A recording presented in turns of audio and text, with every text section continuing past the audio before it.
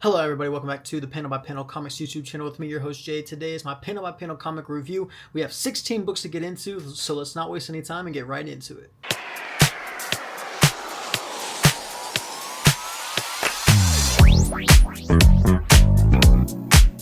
Just before we get into the review, guys, if you are new to the channel, please hit that like button and the subscribe button as well so you never miss out on my nearly daily comic book content.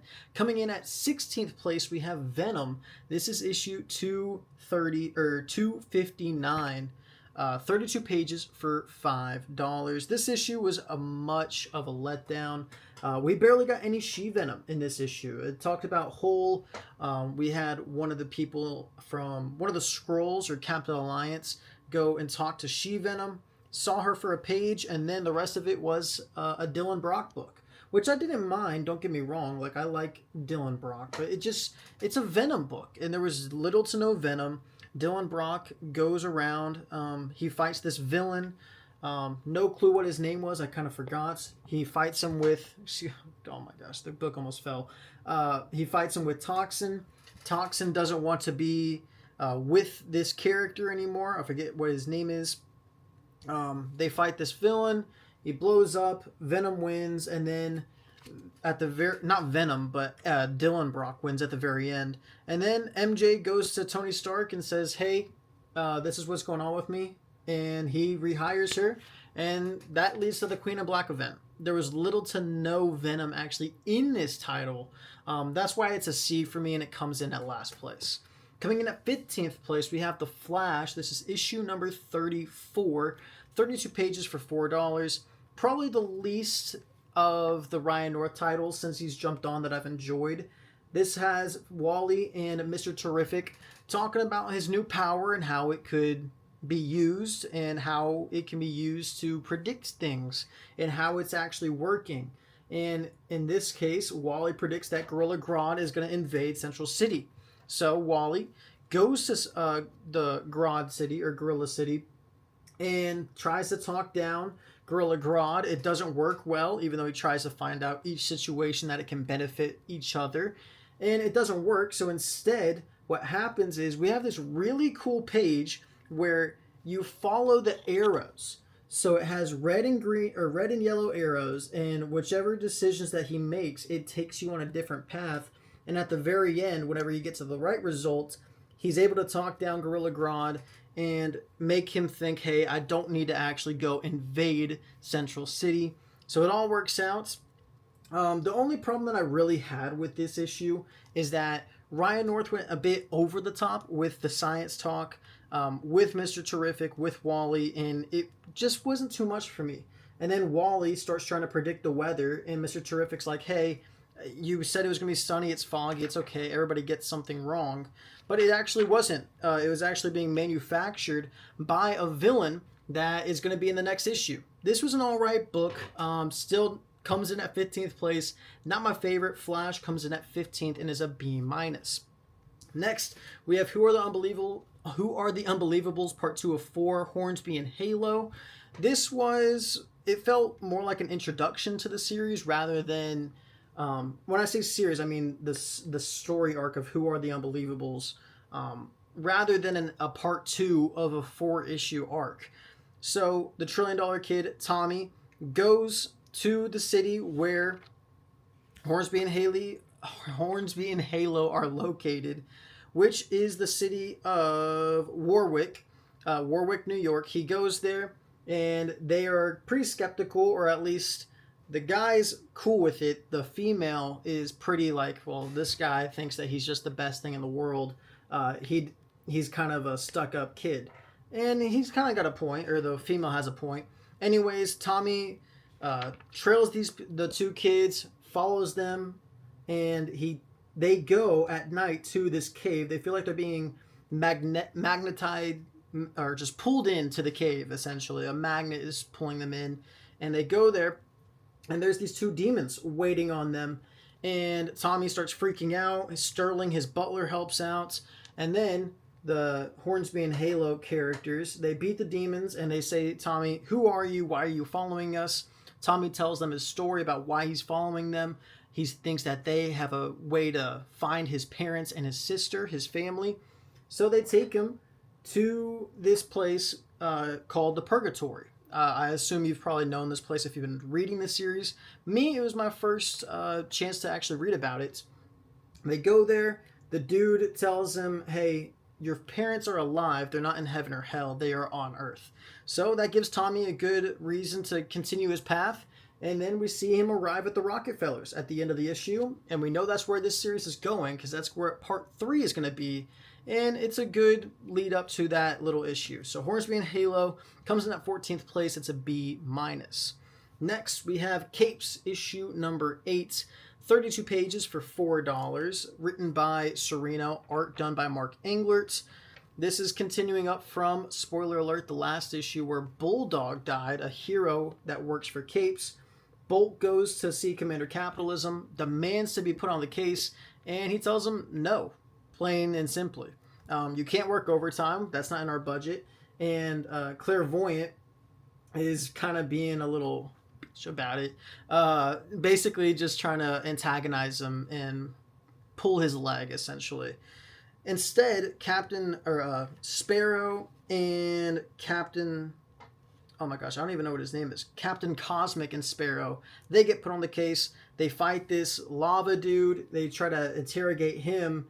He had nothing to do with it. They were just there stopping a crime. And then Clairvoyant pulls across this robot dude that goes by the name of Bill. She pulls him to his office and asks him, does this footage from that night look corrupted? And he says, yeah, it actually does. It looks like it was electromagnetized. And that leads to a very important part. Brain, Dr. Brain or something, starts having a really bad attack mentally.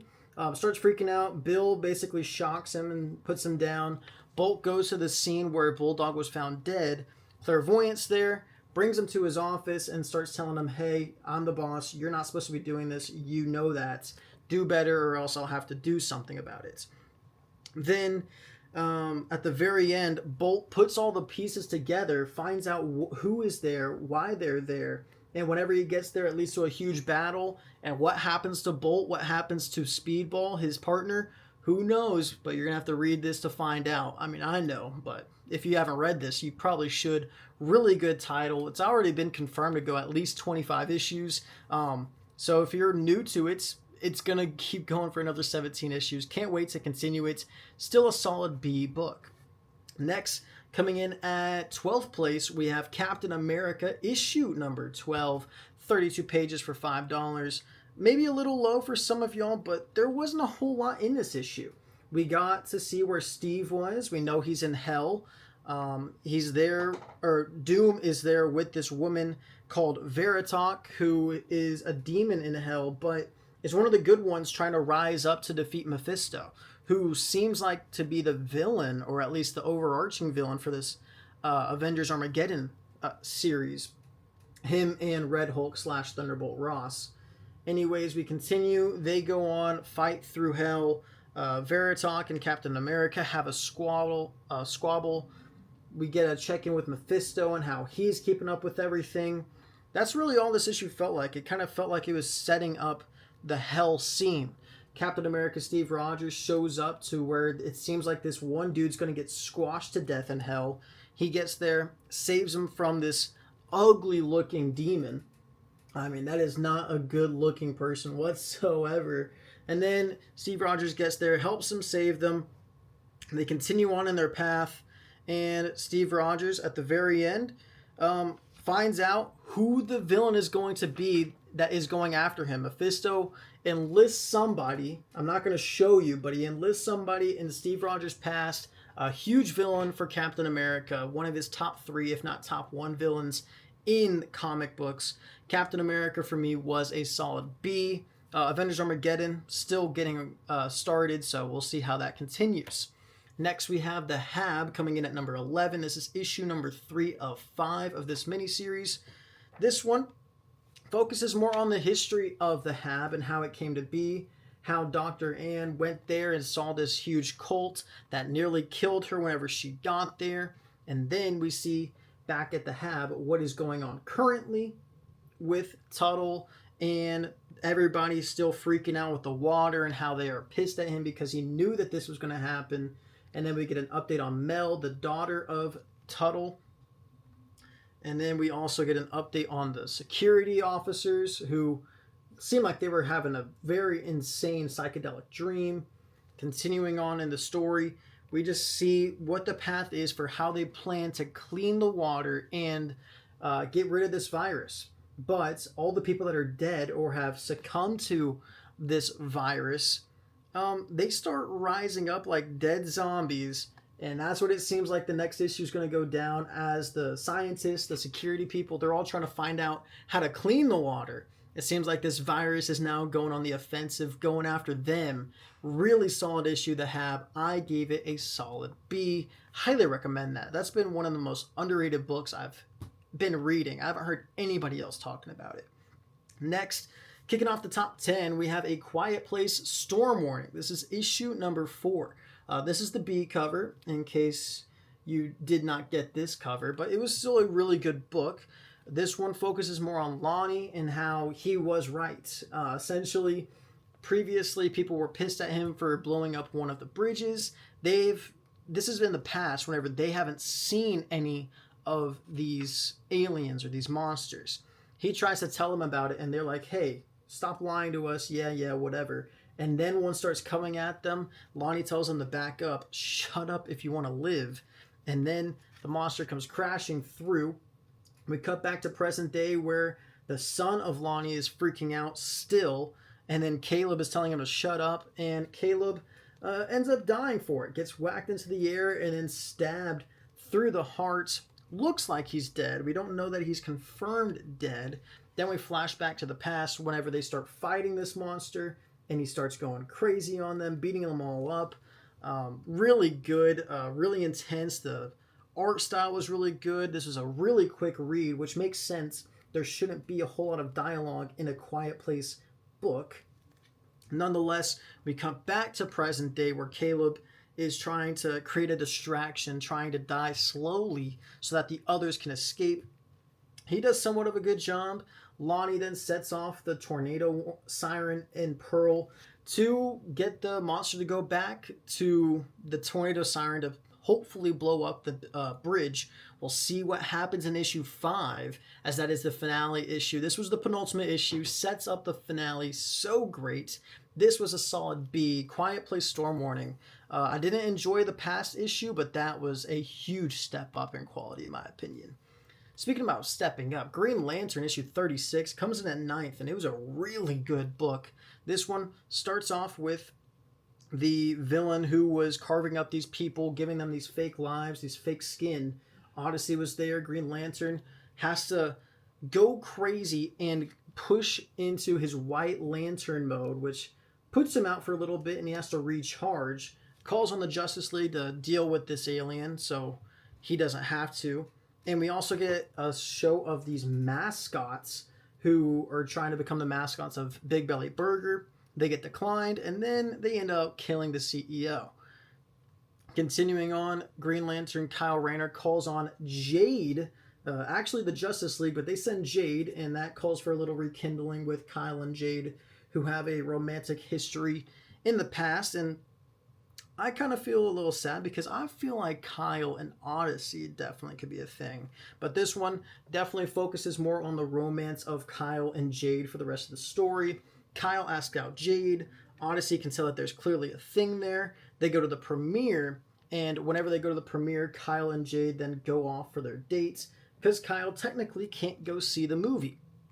And then whenever they go on the dates, the Big Belly Burger gets kidnapped. The mascots are the ones that did it, but they run off before Kyle and Jade can get there to help the drivers.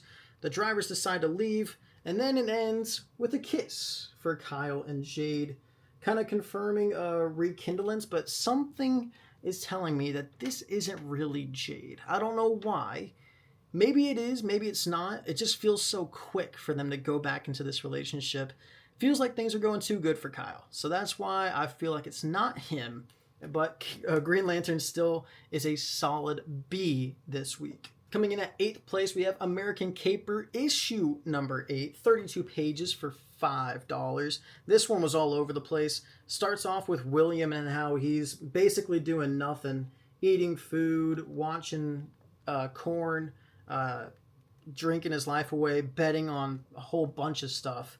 He's terrified because he feels like his wife Marnie is going to kill him.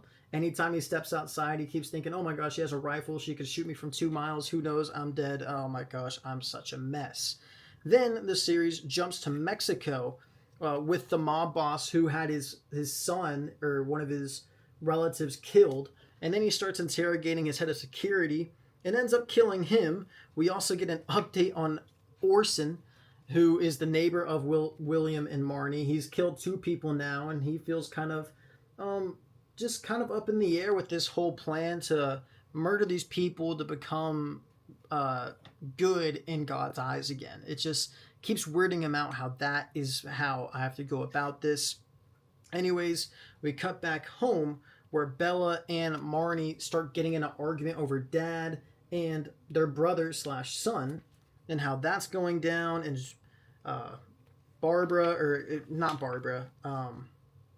what's her name? Bella is starting to feel like, okay, Mom is actually losing it now. She's starting to go super duper crazy.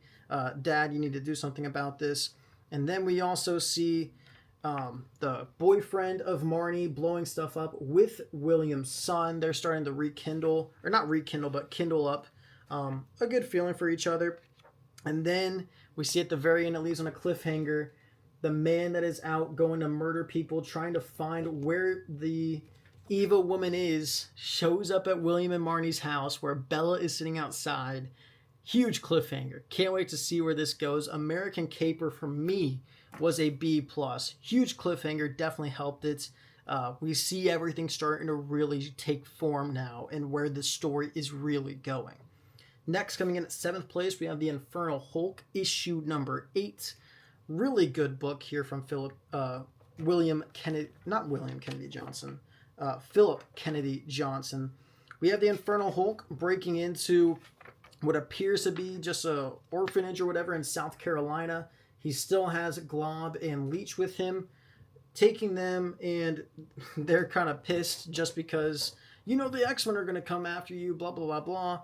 That cuts back to Bruce saying how he needs to become Hulk again in order to defeat this Infernal Hulk. And the Avengers are like, we don't really need another Hulk. We need to find a better solution. That leads to Bruce calling Betty, them having Betty going off on Bruce, telling him how you're sorry I'm a weakling, making 1/10 of the money I used to in a place you chose to live for us, that you left me here while you went off to become Hulk again, even though you've only ever hated it. And then she says, I gotta go. Calls her dad, which might lead into Avengers Armageddon, which would be very interesting if that's where that's going with Betty Ross and Thunderbolt Ross kind of rekindling their father-daughter relationship that way. But then they show up to where the Infernal Hulk is living, try to beat him down, but he actually starts to get the upper hand, beats them down instead. Scar was actually there. It wasn't the Infernal Hulk. That's what they come to find out. Scar was the one in this place that they detected the gamma energy. Scar then decides to help out Iron Man and show them this living tree. And it was, in theory, brought there by the one above all. It can heal anything. It's God's blood. Anything you need, it can help you. And then we see where Bruce goes after he leaves the Avengers. He goes to New Orleans, the Strange Academy, to go ask for Dr. Voodoo's help. Huge cliffhanger. Can't wait to see where this story just evolves from. The Infernal Hulk for me was a solid B+, coming in at 7th place. Next, we have Void Rivals. This is issue 31, 32 pages for $4. Robert Kirkman, Connor Hughes. Just want to say, Connor Hughes, the artwork was fantastic. This issue focuses on the Skuxoids and the war going on, the civil war with the Skuxoids, where Skuxoid Alpha is saying, I need y'all to go kill this dude. He thinks that he's better than y'all. He thinks that he can rule y'all better than me. When in reality, the Skuxoid that we've known the entire time. He just got captured by the Skuxoids and whatever. I'm saying Skuxoid too many times. Anyways, he goes there and he's like, no, I don't want to fight. I just want to go on my own. I want to leave. I want to live my own life independently. Y'all can do whatever you want. But also, I want to know what happens to my wife and kids. That was where this book was the best. Whenever it hit those emotional beats and really hit just the extra stuff, great. It made you feel something. It made you really want better for the character, or just want the best situation to happen for the Skuxoid character. And then they have this whole speech, and basically Skuxoid Alpha gives in and tells him what happened, the fire that killed his wife and kids, and that they'll never be able to like understand why he feels the way he does. He ended up leaving. He gets some help from this robot, and yeah, Skuxoid then starts grieving in the ship. It was really emotional. A really great book. Void Rivals. Highly recommend it. This is whenever it's the best. Whenever it focuses on one character for the whole story, rather than something like the Contestant War, which felt like it was a little too big for this series. But we'll see where Robert Kirkman takes it. Love this book. It was a solid B+. Coming in at 5th place, we have Escape. This is issue number 8. This one focuses on Milton and how he's trying to escape from even more of the German work camps. He's escaped the German work camp, but now he's trying to get back home to America to see his wife, Ruth, or Ruthie. But we start the issue with the Germans who have interrogated and captured the people that helped Milton escape at the very beginning of last issue, issue 7. And he starts telling them, hey, you're going to die either way. You can either give me information and I'll spare your loved ones, or not, and I go and kill them instead. They all end up dying anyways, because one was about to cave in, and then the other one stopped him before he could do that, got himself killed. But yeah, at the end of the day, they didn't get any information, the Germans, and all the people died. So 8 dead total for the people that helped Milton, who we see is back at this house. And one of the people, the person that is running the entire thing, is pissed. Friedrich is his name, and he's telling him, my instructions were clear. You were not supposed to do this. You were supposed to wait a couple more days. But then the guy that we've known from the beginning tells him, well, Milton went a little early. It wasn't really up to us. He started doing this. He had an opening. We had to take it. And he's like, well, who cares? I don't care. That dude doesn't care about us. He only cares about bombing this place. He doesn't care if the civilians get hurt, if the soldiers get hurt. He just needs to win this war. So Milton, hearing that, kind of walks away from his bed, sneaks over to a phone where he can call the base that the military is stationed at, give them information. They give him information, and they say, yeah, you need to get out of there in like 12 hours to the coast. We can get you out from there because we have plans to blow that whole place where you are currently up. And then the dude shows up who's pissed at Milton and the whole operation for going down, puts a gun to his head, clacks it, and as soon as he does that, a big boom goes off, and the Germans show up, and they're there to get Milton and everybody who helped him escape. All the workers and people that helped Milton escape are dying. They're all getting shot and killed. And then Milton, who's trying to run, starts getting whacked and gets an axe to the ear and gets his ear cut off by the dude that was pissed at him. I mean, that's absolutely crazy. Friedrich just, I believe his name is Friedrich. Actually, yeah, Friedrich starts cutting him up, and then he tries to go for a huge whack, and yeah, the guy that helped Milton out from the beginning ends up killing his brother, because that's who it was. It was his brother, Uncle Friedrich. I don't remember his name, but he helps Milton, kills his brother, and tells him, hey, does that make me a fool? I don't know, but you're our only hope. We'll see where that goes. A fantastic book, Escape. Probably my 3rd favorite independent book going on right now. Huge issue with hopefully lasting ramifications. We'll see how it goes, though. Coming in at number 4, we have issue 4 of Narco. This was really intense. Main character Marcus has narcolepsy, passes out if his blood pressure gets above 200. The detective comes to his place. I believe his name is Dean. Officer Dean goes to Marcus's place and tells him, yeah, you screwed this up. I can't help you no more. Whatever happens, it's going to happen, and we can't do anything about it. Anyways, Marcus then goes back home, starts eating on some Pop-Tarts, saying, what have I done? And then he falls asleep and wakes up to his house being on fire out of nowhere. He has no clue how this happens. Nobody would know how this happened. He didn't have anything on. Nobody knows what the cause was. But somehow, some way, Case, who Marcus accused of killing that girl, the main character, not the main character, but the love interest of Marcus from issue number 1, he shows up there and breaks him out and helps him escape from the fire.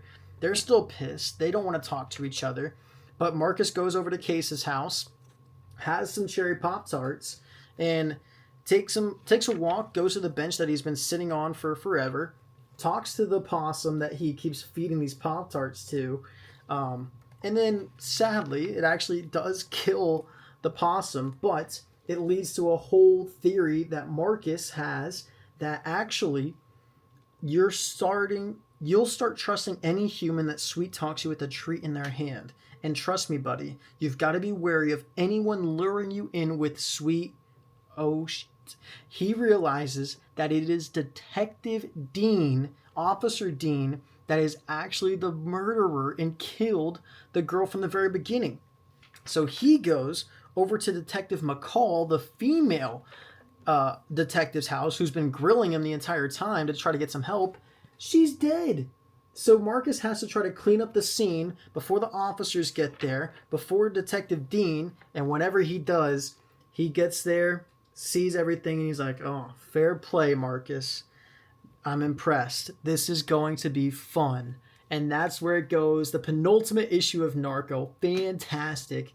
This is an A- comic book, just like Escape. Fantastic, leading to a great finale with that series. Doug Wagner, Daniel Hilliard, fantastic book. I mean, anything that they do together is just absolute gold. Coming into the top 3, we're going to have Feral, issue 24. This is a double-sided book, and that was the most impressive part. Whichever side that you read this from, it led to the exact same middle part. But we'll start with the feral cats. They're trying to escape. Chloe and Elsie just got shot, and they're worried that they're going to potentially spread whatever they got inside them to the other cats, to Gia, her daughters, everybody else, essentially. They start running, and they run into where all the feral cats are being held. And that's no good, because they don't want to get killed by the feral cats. Then they run to where they think is the safe room, but it's actually the euthanasia and testing room, and that is where Moosh is being held. And they're like, oh, who cares? We're not risking our lives for a dog. And then the stray dogs show up, and the cats are there. And that's whenever you go to the backside and you read Stray Dogs. Essentially, it's the same exact story being told from their point of view. One of their friends gets kidnapped. They're trying to say, hey, we're not leaving. We're not going to risk our lives for a cat. And they show up, and yeah, that's how they met the feral cats. This book was fantastic. Feral, Stray Dogs, whatever you want to say it was. This was very impressive from Tony Fleecs. The writing must have been so just different. And it being that different is why it is so high. It gets a 3rd place spot and is an A- comic book. This was just fantastic. I loved it from start to end, both ways. Fantastic book. Coming in at number 2, by the way, Feral A-. Coming in at number 2, we have Absolute Superman, issue number 20. This is the fight between Superman, King Shazam, and Hawkman, who's basically telling Superman the whole time, dude, I've thrown away my whole life for you, and you're just not going to kill him. That's essentially the battle that Hawkman is trying to talk Superman into. Because Superman, he doesn't want to do that. He has hope that he can save King Shazam, that he can turn him into a good person, that he can show him the way to live a life, even though King Shazam is just hell-bent in his ways. And Steel's there trying to tell him, hey, I know that you're trying to do the good thing, but this dude's right. There's no hope for this dude. You can use my weapon, and our weapons combined should be enough to defeat him. He even has enlists the help of Parasite to try to contain Black Adam, and he rips him to pieces. Who knows if Parasite's alive, by the way. Superman might have just got his pet killed. Anyways, they get shattered off into the middle of nowhere. Lois Lane and Talia are fighting. Meanwhile, everybody else is fighting. That was pretty insane. But then, at the very end, you get the reveal of Superman in this new suit, and it just looks so fantastic. And next issue will be the finale to this current arc with King Shazam and Superman. Absolute Superman, fantastic. Comes in at number 2 and is an A comic book this week. But it wasn't my pick of the week. That goes to the mainline Superman issues. Superman issue 39. I mean, Superboy Prime might be my favorite character in comics right now. He's just so likable. He's trying his best to be a better person. And him and Manchester Black are going back and forth, and their dynamic, their banter, the way that they attack each other is so good.